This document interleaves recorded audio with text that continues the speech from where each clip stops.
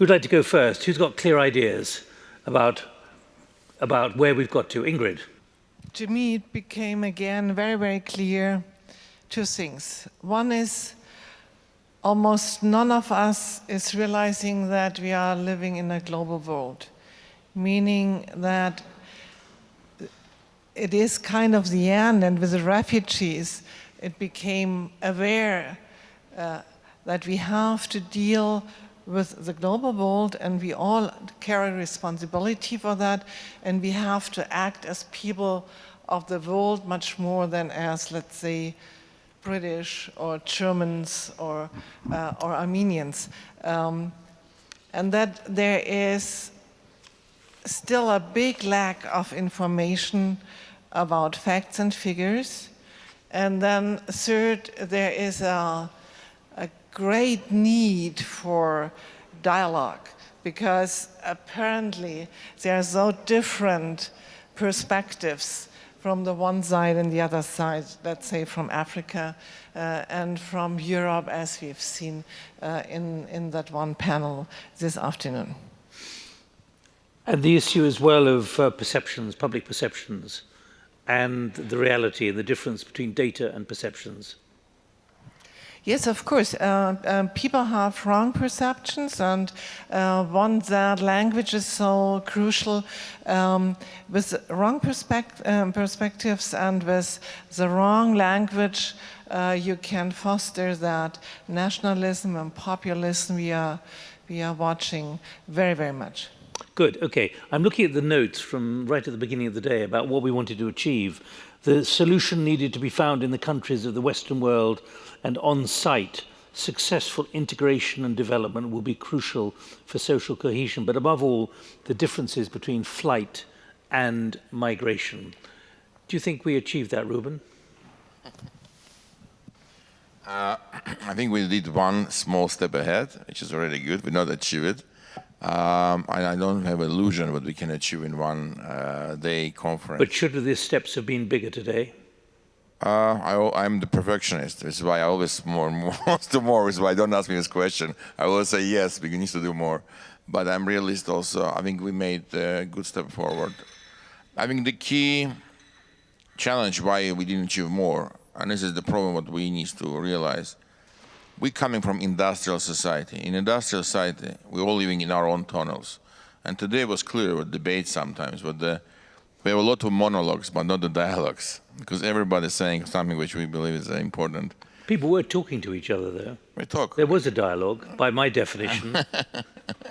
Sometimes it was dialogue, sometimes it was monologues, in my opinion. Then people, we got industrial society request specialization. We're becoming more and more holistic world, where we need to combine many elements. And not easy to bring it all in one table and discuss it all in under one subject. That's why I'm realist. We need to learn more and more how to talk about holistic approach about many elements, which include material, spiritual, network, community development, like Pierre has mentioned about the prosperity, identity, and community. And I think it's a critical for us, and it's all we are all interlinked, and we're doing. I think we did very good progress. I'm very happy to be together here and to learn a lot and to share some of our experience, and also to see how relevant this subject is for all of us. It doesn't matter where we are living. I will come to anyone out there who would like to just sort of say, this is what I go away with, either disappointment or a feeling of really having helped push things forward today. Winfried Kneip from Mercator Foundation. We haven't met before, but what's your reflection on what has been achieved? Have we gone as far as we could have done, or did we skirt around? Did we avoid some of the critical issues? I think we didn't avoid, but we didn't get that deep as we might have come in some points. But I think the questions that we need to address in the future were addressed. And what we had today and yesterday shows a little bit about how much kind of culture of discourse we have in these matters, which means this is an example on a meta level spoken of how we have to deal with the problems for the future time being. And I think our society is not really prepared for these discourses in these large scales that we have. What I mean is, for example, if you look at the German migration history, you see that for Germany, migration up to the late 90s never has been something that they really saw as something which should be taken seriously. There were guests in Germany who should have the right to work there, but then they should have to go back to their own countries. And with the flight and migration movements that we had ever after, we felt that we are a diverse society. Up to that time, we didn't feel a diverse society, and we don't have the repertoire to deal with diversity. So how do we deal with diversity? Education is a matter first. And of course, it's a question of a social cohesion of society. So this is a struggle that we are doing now. And if you ask me if the glass is half full or half empty, I would say the tendency to see it as half full is very huge, because the situation that we have nowadays in Germany and in Europe, with all the problems that we have, show that there is not only the side of those who think things are getting worse and we have populism and all of these problems, but we also have a rising group of people who feel responsible, and a kind of new value of democratic culture is growing in Germany. This is what I feel. And this is why I think what we had here today shows where we are in society in Germany and Europe with these questions. Christof. I think we have achieved nothing, actually, because no refugee anywhere has only so much better life because of what has happened here yesterday and today. This is not about achieving something. This is about learning for us here sitting together. So I think many of us, including me for sure, we have learned quite a bit. But in terms of the question we are addressing, nothing's achieved. Where do you lay the, I was going to say blame for that, but who would you say is responsible for? Again, the wrong question, I'm sorry. I know, that's why I said I'm not asking that question. But where do we have to create new openings and new vision, new light, in order for you to feel comfortable that rather than saying nothing's been achieved, at least something's been achieved? I like this conference. I think the question, if we have achieved something, gets us on the, let's just look in the wrong direction. The achieving happens there where the refugees are, there where those actual things happen on the planet. Well, we are just thinking about it right now. So for us, it's to learn, to understand what's happening, to orient. And I think some important orientation, at least for me, became perceptible. It opened your eyes. I see a bit more. I see, for example, even though it was only slightly touched on, the enormous importance of the rule of law, for those questions to be addressed in a reasonable way. I saw how important it is that we learn to have really intelligent networks spanning through civil society, government, private sector, how much we need to learn to be more intelligent in dealing with the complexity of this issue. If I may agree and disagree with Christof, but definitely from achievements of the refugee, we didn't achieve anything. But from the point of the rebuilding the trust and destroying the perceptions and learning from each other, there's a lot of achievements. Why? What the goal was of this conference, not to solve the problem of the refugee, but to bring people from different backgrounds, from Africa, from Asia, from Russia, from Armenia, from Europe, and talk about some of the tough issues which not directly linked to us, maybe, but it's bringing us together, talk about something which has unified us. We're bringing, understanding better each other, destroying some of the perceptions and building some bridges and trust, allowing us to do some projects, because network with the anchor projects and platform, the only way you can rule something. When you trust each other, you choose one of the 3-4 anchor projects and try to platform execute. This is how I see the future development of anything. If I may transfer takeaways into learnings, I mean, I learned quite a bit those 1.5 days. One is that people if they will, can make a change. We haven't talked about, for example, about Lawrence Nodder, who was also a refugee somehow from South Africa to Swaziland, and there he did build up the UWC Swaziland, a school that had been developed as an answer to apartheid. The first school that accepted black students, and this school then became the nucleus of the Pan-African progressive, innovative leaders. Many ministers and presidents came out of that school. So it is somebody has an idea, keeps with that idea, and then in the end something happens that is influencing a whole region.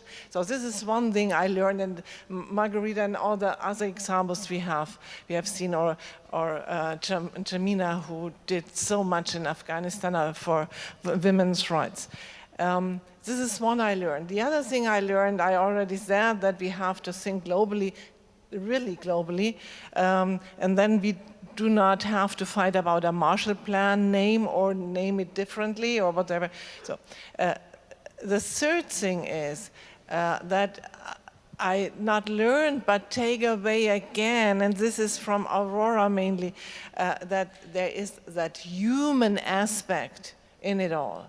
That it is not about figures of people or figures of numbers or whatever, but it is a human aspect, and that we have a human responsibility to take care of that and to really care about it. So these are learnings I take from here, and I think they are maybe even more valuable than anything that affects immediately, indirectly. We are all for part of the civil society wrapping this up. So the question is, what do we take away as parts of the civil society for the work that we do and for what we need? First of all, I think we found out that doing it alone cannot be a help. And this coalition that we have already formed here for that day is one which is even not by far enough to fulfill what we have to do if we look at the numbers there. So this raises a question which addresses to what you said, Ingrid, about that, about these good examples.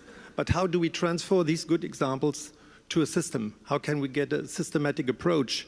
And transfer is not really something that is easily done. Transfer takes time, and transfer takes not only by showing good examples, but it also has to have an adoption on the other side by those who want to learn from it.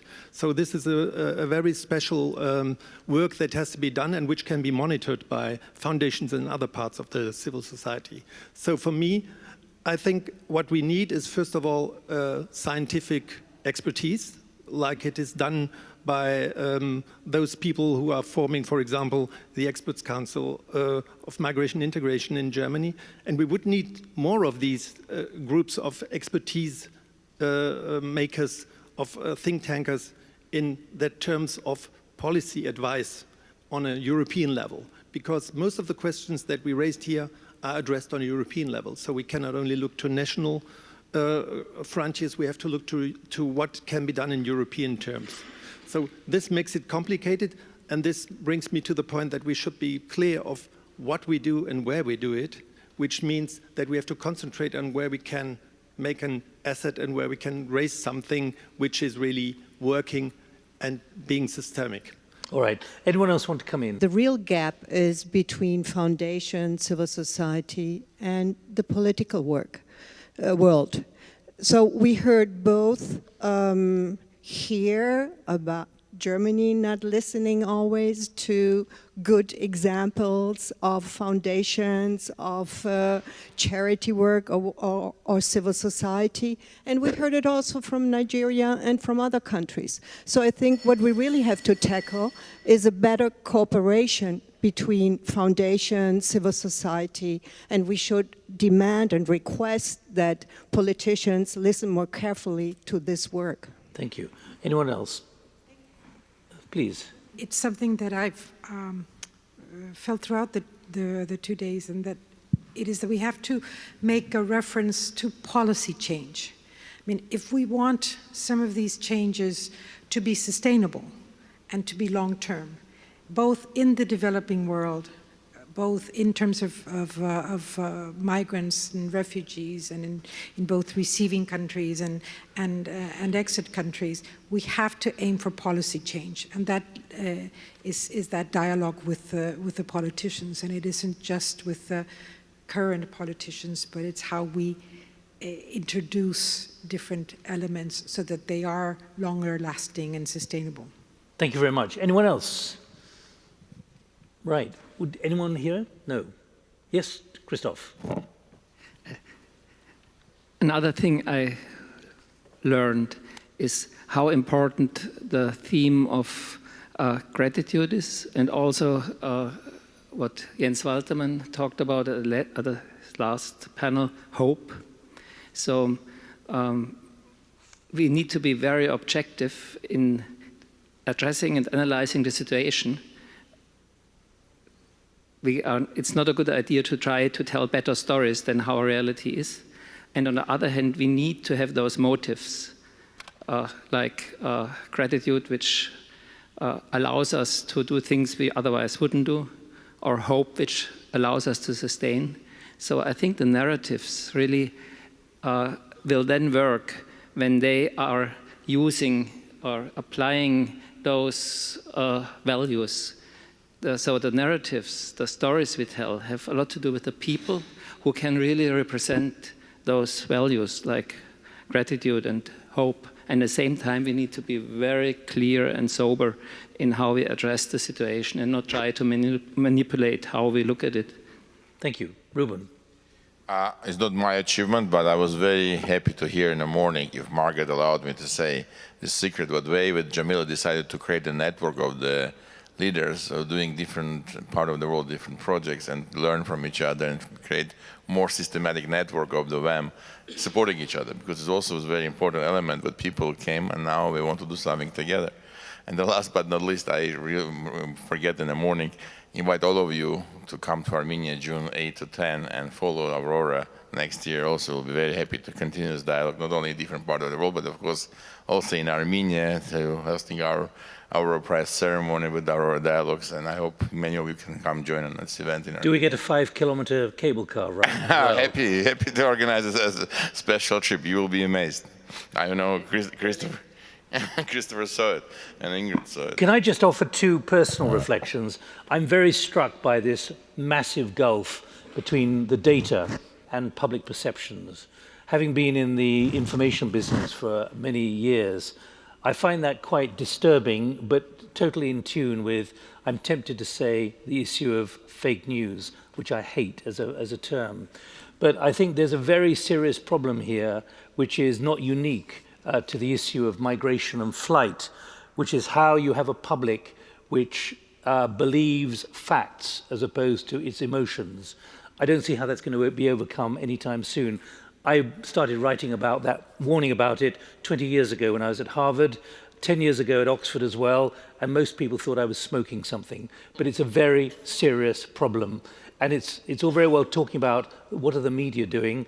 In many ways, the traditional media, of which I'm not really part anymore, is having an uphill job against what is being supplied on handsets and everything around the world, virtually anywhere in the world, because it can't counter information which people want to receive, even though it's wrong.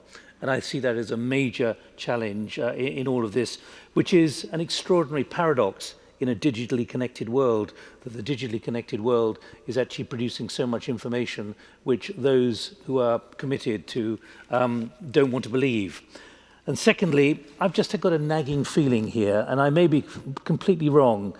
What you're beginning to see now is full employment in many countries which are getting rid of people and not wanting to have migrants. I come from a country, okay, it's the first time it's been mentioned today, Brexit, but 100,000 people less came into our country last year, net. There were still people coming in and people leaving. But that means there are 100,000 people less working in Britain. The result is there's now full employment, and many employers are saying we can't employ people. They are now replacing people with robots because they're now advancing their plans to invest in robots. And you're seeing that in the United States as well, where there's virtually full employment, certainly statistically. So there's a part of me which is saying, and I'm just asking the question, are those, some of whom are really emotionally anti-migrants in a particularly unpleasant way, also beginning to say to themselves, actually, we need those people because our business depended on them, because they also have significant skills as well. And certainly in Britain, we're even seeing it in the university sector as well, where people are leaving the university sector simply because they got the wrong passport or the wrong heritage. I just put that in because I'm beginning to see, and you're beginning to see this in polling in Britain, that there's a turning against the Brexit, and don't believe this is a wave at all, or a flood. It's a minimum flow, simply because people are saying, hang on, now we're disadvantaging ourselves by saying we don't want foreigners and we don't want migrants. I put that no louder than that. As potentially something a year from now, we may be saying, actually, we need people, and therefore our attitude against migration is no longer as emotionally bleak as it has been. I leave those thoughts with you. Maybe if I have a last word, because I really would like to thank Aurora, the Humanitarian Initiatives, the co-founders, of course, especially Ruben and Veronica, that you brought Aurora to Berlin. I think we haven't had much of that kind of conferences in before, where we have that mixture of people from so different backgrounds and from so different regions in the world. This is thanks to Aurora, and this, of course, is thanks to the partners, especially, of course, to the Robert Bosch Foundation. You don't imagine how much that building contributes to the success of our conversation, and Mercator, who brought a lot of research results on the table. About research results, you can find, of course, the Humanitarian Index and other findings outside on that table. One learning I also take with me is we have, here in Germany, don't have that much history of refugees in our families. And to learn what people who survived did in their life by just realizing it, like the one you met yesterday, Nubar, and of course Vardanyan, who also made his life through the whole world by himself as a little boy. This helps to listen to those people and to learn from them. And this also means to learn what gratitude in action could mean. And we have so many reasons to be thankful. So maybe we find other reasons to step into and showing gratitude in action.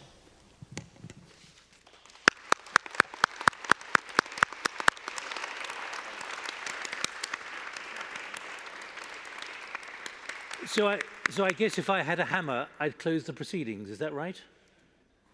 That's it.